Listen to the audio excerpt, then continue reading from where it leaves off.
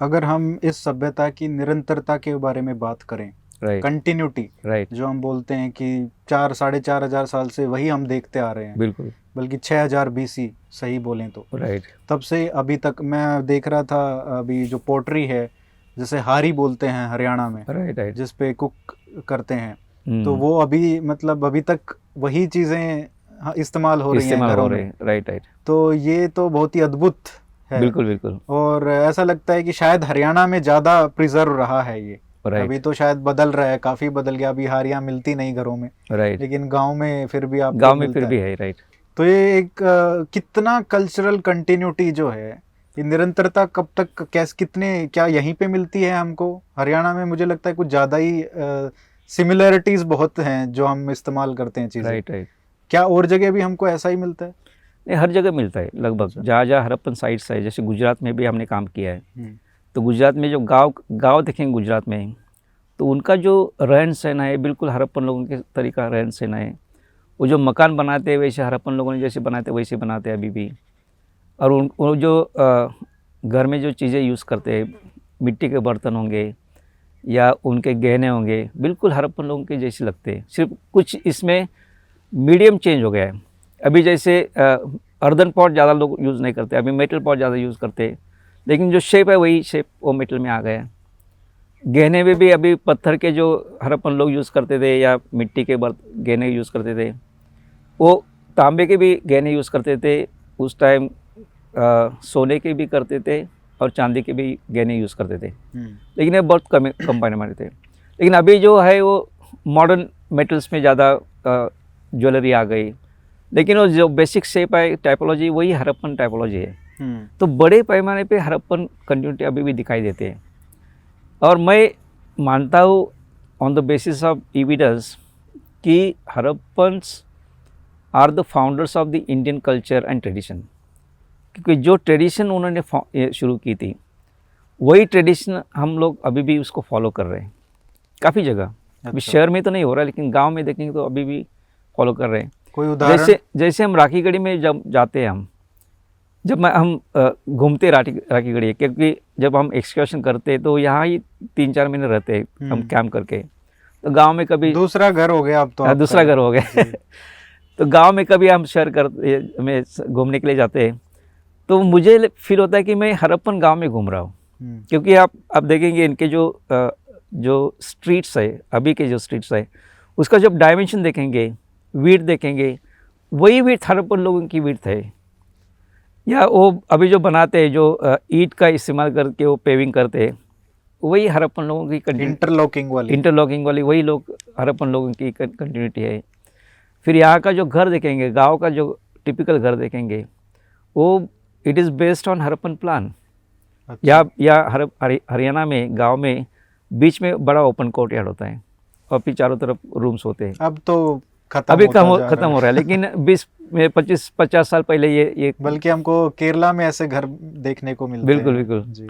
तो उस वैसे ही घर लोग यहाँ बनाते थे। अभी मॉडर्न ये होने के कारण थोड़ा सा चेंज हो रहा है सिटी के कनेक्शन में ज़्यादा आने से, लेकिन ये कंटिन्यूटी अभी भी उनको सही कह रहे हैं आप कि कोर्टयार्ड होता था खुला, बिल्कुल, और उसके चारों तरफ ही बनाते थे। बिल्कुल। तो मेन जो एक्टिविटी वो कोर्टयार्ड में चलती थी, उस टाइम भी वही था।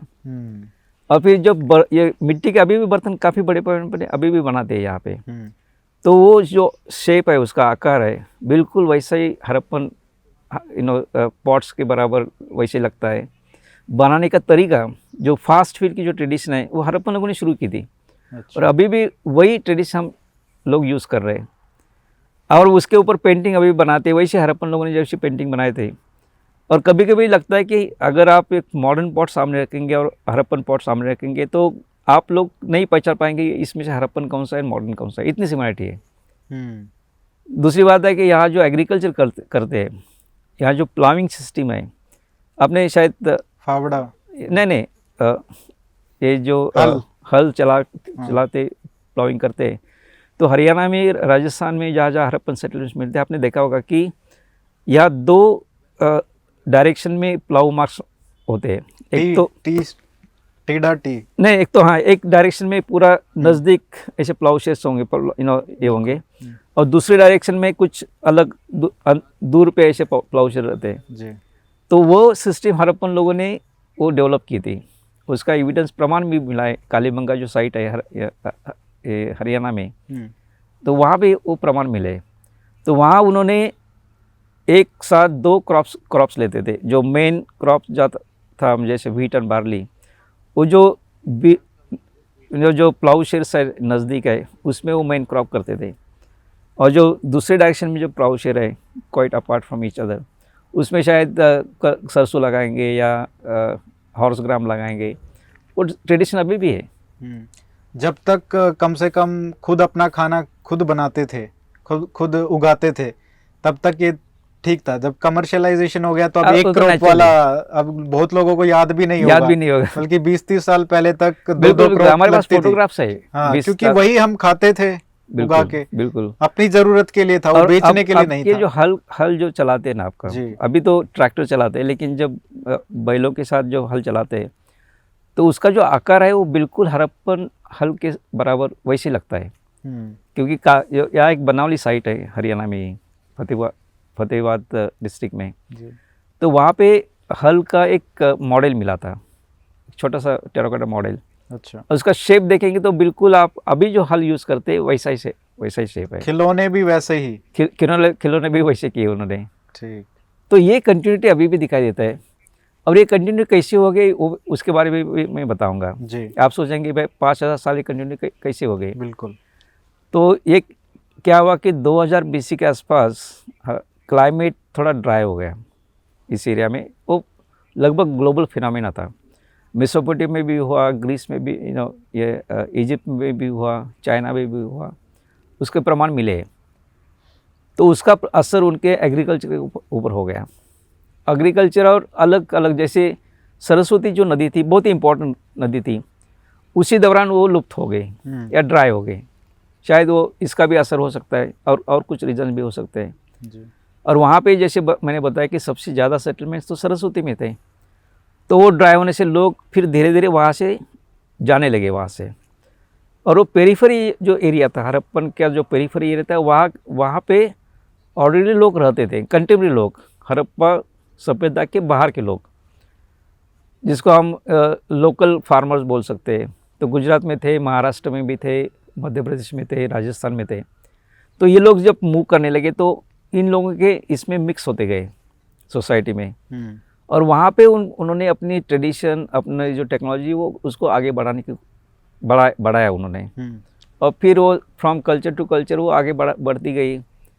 और जब हमारे इंडिया में सबसे प्राचीन यूनिवर्सिटीज़ का एविडेंस मिलता है, तक्षशिला जो अभी पाकिस्तान में है, नालंदा है, विक्रमशिला, तो ये दुनिया में सबसे प्राचीन यूनिवर्सिटीज़ है। आपको मैं बताना चाहूँगा, क्योंकि लोगों को लगता है कि हमने इनको एजुकेशन सिस्टम हमने इनको सिखाई, वैसे नहीं। हमारी सिस्टम बहुत अच्छी थी, उसको डिस्ट्रॉय किया गया है, वो तो अलग बात है। लेकिन यूनिवर्सिटी का कंसेप्ट ये इंडिया में उसका ओरिजिन हुआ है और उसका प्रमाण मिलते हैं। तो जब ये सिस्टम यूनिवर्सिटी का सिस्टम आ गया, तब ये नॉलेज जो सिस्टम था कि जो परंपरा से एक कल्चर से दूसरे कल्चर से ओरल ट्रेडिशन से आगे बढ़ता गया, उसको फिर एजुकेशन का फॉर्म दिया गया। तो वहाँ पे ट्रेडिशनल नॉलेज सिस्टम की बड़े पैमाने पे उसको सिखाया गया, और वो सीखने के लिए बाहर के देश के लोग आते थे, स्टूडेंट्स आते थे, उसका भी ये जिक्र हुआ है। बिल्कुल। तो वो वैसे वो आगे बढ़ता गया, और एक बार एजुकेशन सिस्टम आ गया तो वो कंटिन्यू हो गया।